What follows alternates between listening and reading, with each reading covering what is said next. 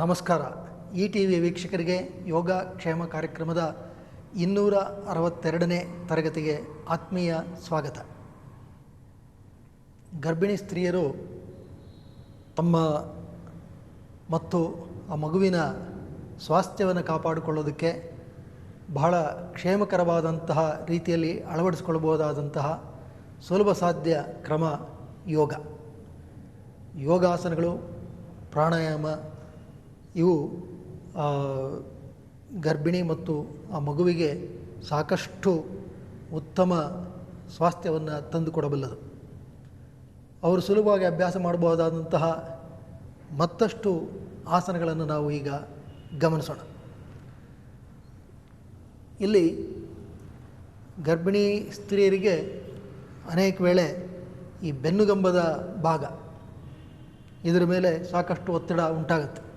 ವಿಶೇಷವಾಗಿ ಈ 2 ಮತ್ತು 3ನೇ ತ್ರೈಮಾಸಿಕದಲ್ಲಿ ಇದು ಹೆಚ್ಚು. ಹಾಗಾಗಿ ಈ ಸೊಂಟದ ಭಾಗ, ದಿ ಲಂಬಾರ್ ರೀಜನ್, ಇದನ್ನು ಒಂದು ಹದವಾಗಿ ಇಟ್ಕೊಂಡು ಆರೋಗ್ಯವನ್ನು ಕಾಪಾಡಿಕೊಳ್ಳೋದಕ್ಕೆ ಇರತಕ್ಕಂಥ ಒಂದು ಸುಲಭ ಆಸನ ಅಂತ ಹೇಳಿದ್ರೆ ಚತುಷ್ಪಾದಾಸನ. ಮೊದಲಿಗೆ ಒಂದು ಬ್ಲ್ಯಾಂಕೆಟ್ ಹಾಕ್ಕೊಳ್ಳಿ. ಈ ಬ್ಲ್ಯಾಂಕೆಟ್ ಮೇಲೆ ಮಂಡಿ ವಿರಮಿಸಬೇಕು, ಹಸ್ತ ಇಲ್ಲಿಡಬೇಕು. ಇಷ್ಟೇ. ಮಧ್ಯದ ಬೆರಳು ಮುಂದಿಕ್ಕಿನ ಕಡೆಗಿರಲಿ, ಹಸ್ತವನ್ನು ಒತ್ತಿರಬೇಕು, ಮಂಡಿಯನ್ನು ಬ್ಲ್ಯಾಂಕೆಟ್ ಮೇಲೆ ಇಟ್ಕೊಂಡಿರಬೇಕು. Don't press the knee on a hard surface. So that should be remembered. First relax in this portion. ನಾವು ಈ ಥರ ಮಾಡಿದ ತಕ್ಷಣವೇ you can observe that the baby inside is tend to move away from the spine. ಈಗ ನಾವು ಯಾವಾಗಲೂ ಕೂತಿರ್ತಾರೆ ಅಥವಾ ನಿಂತಿರ್ತಾರೆ, ಇಲ್ಲಿ ಈ ರೀತಿ ಮಾಡಿದ ತಕ್ಷಣವೇ ಮಗುವಿಗೂ ಸಹ ಒಂಥರ ಒಳ್ಳೆಯ ಚಲನೆ ಲಭ್ಯ ಆಗುತ್ತೆ. ಅವೇ ಫ್ರಮ್ ದಿ ಸ್ಪೈನ್, ಆ ಬೆನ್ನುಗಂಬದಿಂದ ಸ್ವಲ್ಪ ಕೆಳಕ್ಕೆ ಹೋಗುವಂಥ ಒಂದು ಸಂದರ್ಭ ಈ ಒಂದು ಚತುಷ್ಪಾದಾಸನದಲ್ಲಿ ಲಭ್ಯ ಆಗುತ್ತೆ. ಈಗ ಉಸಿರನ್ನು ಬಿಡುತ್ತಾ ನಿಧಾನವಾಗಿ ಮೇಲಕ್ಕೆ, ಇದು ಉಸಿರನ್ನು now just look up. As you exhale, look up.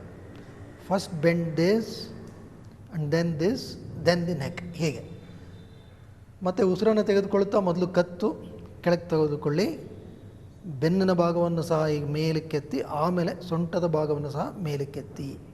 ಎಷ್ಟು. This is a very small mild movement. ಒಂದು 3 ಸರ್ತಿ ಮಾಡಿ. Just repeat this. So as you can see how the back gets a very mild smooth stretch. So ಉಸಿರು ಬಿಡ್ತಾ ಮೇಲಕ್ಕೆ ನೋಡಬೇಕು, ಉಸಿರು ಬಿಡ್ತಾ ಕೆಳಕ್ಕೆ. ಸೊ ನಾವು ಇಲ್ಲಿಂದ ಶುರು ಮಾಡಿದ್ರೆ first the low back you should gently mobilise, then the upper back, then the cervical spine. As you exhale ಮೇಲೆ ನೋಡಬೇಕು ಹಾಗೆ. ಮತ್ತು as you inhale first the neck, bend the neck down, then mobilise the upper back, then the lower back. ಸಾಕು, ಕೂತ್ಕೊಳ್ಳಿ. This is a very mild simple movement for the complete back. ಯಾಕೆಂದರೆ ಅಲ್ಲಿರ್ತಕ್ಕಂಥ ಎಲ್ಲ ಬೆನ್ನುಗಂಬದ ಬದಿಯ ಸ್ನಾಯುಗಳು, ಪ್ಯಾರಾಸ್ಪೈನಲ್ ಮಸಲ್ಸ್, ಅವುಗಳ ಮೇಲೆ ಸಾಕಷ್ಟು ಒತ್ತಡ ಉಂಟಾಗ್ತಾ ಇರುತ್ತೆ. ವಿಶೇಷವಾಗಿ 2 ಮತ್ತು 3ನೇ ತ್ರೈಮಾಸಿಕಕ್ಕೆ ಬಂದಾಗ ಸ್ನಾಯುಗಳ ಮೇಲಿನ ಒತ್ತಡ ಸಾಕಷ್ಟು ಇರುತ್ತೆ. ನಾವು ಈ ಥರದ ಒಂದು ಸುಲಭ ಸಾಧ್ಯ ಚಲನೆಗಳನ್ನು ಮೊದಲಿಂದ ಗರ್ಭಿಣಿ ಸ್ತ್ರೀ ಅಭ್ಯಾಸ ಮಾಡ್ಕೊಂಬಂದರೆ, ವಿಶೇಷವಾಗಿ ಒಳ್ಳೆಯ ಆರೋಗ್ಯವಂತ ಗರ್ಭಿಣಿಯರು 2-3ನೇ ಮಾಸದಲ್ಲೇ ಈ ಯೋಗಾಭ್ಯಾಸವನ್ನು ಭಾಳ ಸುರಕ್ಷಿತವಾಗಿ ಪ್ರಾರಂಭ ಮಾಡ್ಬೋದು. ಯಾರಿಗೆ ಮೊದಲಿಂದ ಯೋಗಾಭ್ಯಾಸದ ಅಭ್ಯಾಸ ಇರುತ್ತೋ ಅಂಥವರು ಅನುಸ್ಯೂತವಾಗಿ ಮಾಡ್ಕೋತಾ ಬರ್ಬೋದು. ಈ ಒಂದು ಚಲನೆ ಇದು ವಿಶೇಷವಾಗಿ ಯಾರಿಗೆ ಹೆಚ್ಚು ಚಲನೆಯ ಅಭ್ಯಾಸ ಇರೋದಿಲ್ವೋ, those were not use to any type of good movements, ಯಾವುದೇ ಒಂದು ವ್ಯಾಯಾಮ ವಿಧಾನಗಳಲ್ಲಿ ಭಾಗವಹಿಸದೆ ಸ್ವಲ್ಪ ನಿಧಾನವಾಗಿ ಅಭ್ಯಾಸವನ್ನು ಪ್ರಾರಂಭ ಮಾಡಬೇಕಾದಂಥವರು ಈ ಥರದ ಒಂದು ಕ್ರಮವನ್ನು ಅಳವಡಿಸ್ಕೋಬೇಕು. ಮತ್ತೊಮ್ಮೆ ಸುಮ್ಮನೆ ಗಮನಿಸಿ. You have to rest the knee here, palm here, ಮತ್ತು ensure that the knee is rested on a soft blanket. Keep the palm. First, in this posture itself, you simply relax. This posture itself has a good value for your spine. So as you exhale, look up. Okay. Mobilize the complete spine. Then as you inhale, look down. First the cervical spine, then the thoracic spine, then the lumbar spine. This is a very mild movement, but nonetheless it has a very good impact on the complete paraspinal muscles. And it also helps the baby to see a different kind of movement. ಇಲ್ಲಿ ಆ ಗುರುತ್ವಾಕರ್ಷಣೆಯ ಒಂದು ಫಲವಾಗಿ ಮಗು ಬೆನ್ನುಗಂಬದಿಂದ ಸ್ವಲ್ಪ ಕೆಳಮುಖವಾಗಿ ಚಲಿಸೋದಕ್ಕೆ ಸಾಧ್ಯ ಆಗುತ್ತೆ.